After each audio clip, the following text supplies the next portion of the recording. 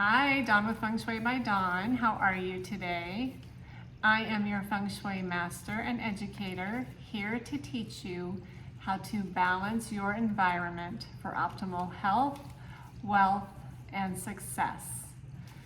Today I'm going to talk to you about 3 design mistakes. Okay, so I'm going to give you 3 things in design that are Feng Shui mistakes. Okay? Okay, so you will read in books, magazines, on the internet. When you start doing research on Feng Shui, you will read, it'll say something along the lines like, don't sleep in the south, or don't enter your house from the north this year, things like that. Okay, well, that is a design mistake, and here is why. Every home, every apartment building, every office has its own energy, and it's based on when the roof goes on the structure goes on that particular structure. So visualize this. Before an apartment was built on a piece of land, before houses were built on a piece of land or offices, that the sun was shining on that land, right? Then you go into construction.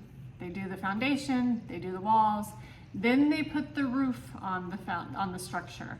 So based on how that structure is positioned on the earth, and when the roof goes on that structure, will tell you if the south is okay, if the entrance door is okay. But to say a general statement that certain areas are not okay is a design mistake. Because, for example, in my house, the south part of my house has exceptional, fabulous energy. But you'll read publications that say, don't sleep in the south. So that's where it comes in, where you hire a Feng Shui master to help you, because we will read your property and tell you all the high guas in your space, whether you live in an apartment, a house, a condo. We will tell you if these areas are good, and if they're not, we will tell you how to fix it. Okay, so that's number 1. Number 2, so designers recommend designing in odd numbers, 1, 3s, and 5s, etc. So in Feng Shui, we actually recommend pairs, not odd. So 2, 4, 6, 8, etc. And here is why. So when you are spending time with people and it's just 2 of you, you kind of get it. You kind of like, talk, listen, finish each other's sentences, things like that. When there's a third person, one of the people always feel a little left out of the conversation or the game or whatever.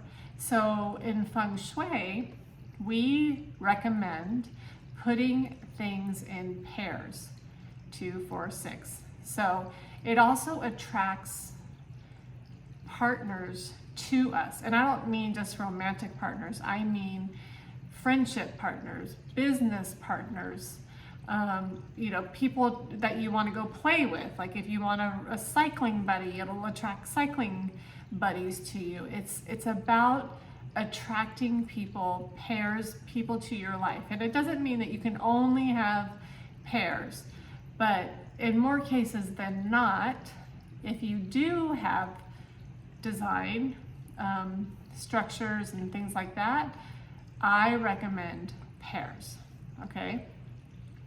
Because that's about Feng Shui. And then lastly,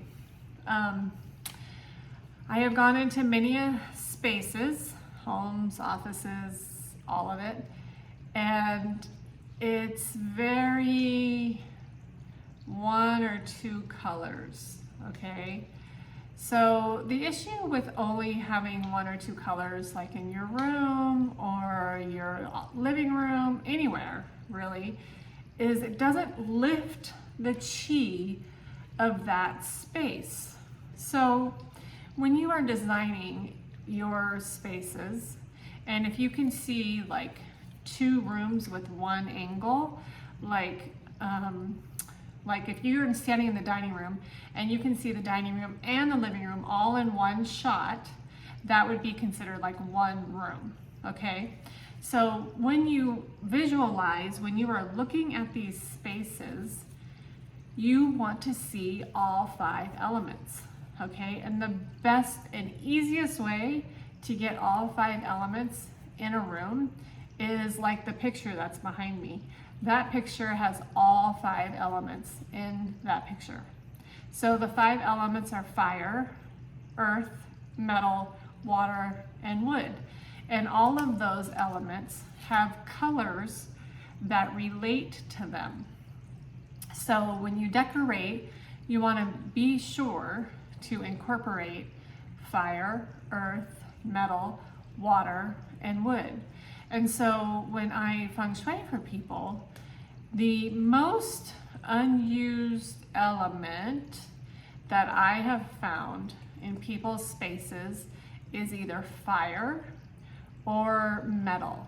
So people when I say fire, people automatically think red. It doesn't have to be red. It could be like sunshine yellow, peach, bright orange, pink, lavender, gold, copper. These are all fire colors. Terracotta, cranberry, these are all fire colors. So these are some options on incorporating fire into your space. Some people don't like those colors, so I recommend like gold or bronze, right? Those are actually considered fire. And then when it comes to metal, the colors for metal are white and gray, any color gray, any shade, dark, light, and then the actual metal element, like a table that's made out of metal, or a ceiling fan made out of metal, right? Because all ceiling fans the motor's made out of metal, and the I don't even know what they're called, the things that hold the blades are made of metal, and sometimes the whole fan is made of metal. But fire and metal are the 2 elements that I see people lacking on in their space. And the reason that we need all of these colors is because it brings energy, it lifts chi in our spaces so that we are energetic and healthy and happy, right? So, and again, it could take one piece of artwork. I'm thinking of a space that I went to, and it's a doctor's office, and the rooms are white, and in every patient waiting room, he has a beautiful piece of artwork, colorful piece of artwork in every waiting room. So that is how, I don't know if he had his office feng shuied, but it's just so classic, and it really balances the energy in those patient waiting rooms. Okay, so there's your 3 tips. I hope that you've learned something, and I hope that you will like and subscribe to my page. And if you have questions, let me know.